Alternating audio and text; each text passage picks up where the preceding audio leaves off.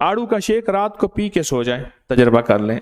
आजकल आड़ू आए हुए हैं, खाएं और खूब खाएं। जो कहते हैं ना कि दुनिया की ब्लड प्रेशर की गोलियां मेरे ऊपर हराम हो गई हैं और खत्म हो गई हैं, और ब्लड प्रेशर की गोलियों ने मेरे ऊपर असर करना छोड़ दिया है, असर करना छोड़ दिया है, उससे कहें आड़ू से दोस्ती कर।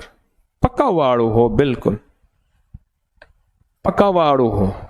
जो कहते हैं ना ब्लड प्रेशर से आजिज आ गया हूं, उसे कहें आड़ू खा, ऐसे खा, नमक ना लगाना है तो हल्की काली मिर्च लगा, ऐसे खा। जो कहता है कि मेरा मैदा खत्म हो गया, कोई चीज हजम नहीं करता, उसे कहें आड़ू खा और खूब खा।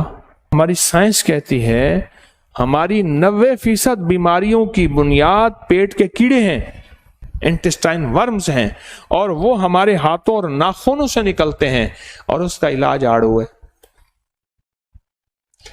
अल्सर का इलाज आड़ू है, जलन का इलाज आड़ू है, पुरानी कब्ज बवासीर का इलाज आड़ू है।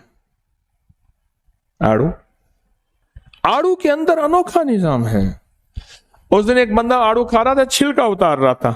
मैं कहा छोड़ दे इसको छिलके समेत का। हाँ, गुठली नहीं खा सकते, मजबूरी है, वरना इसके गुठली के अंदर भी कोई अनोखी दुनिया है। छिलका ना छोड़ इसका।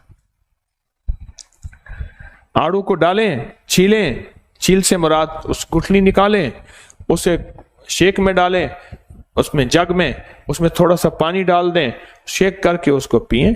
थोड़ा सा मीठा भी डाल सकते हैं, कोई मशरूब भी डाल सकते हैं।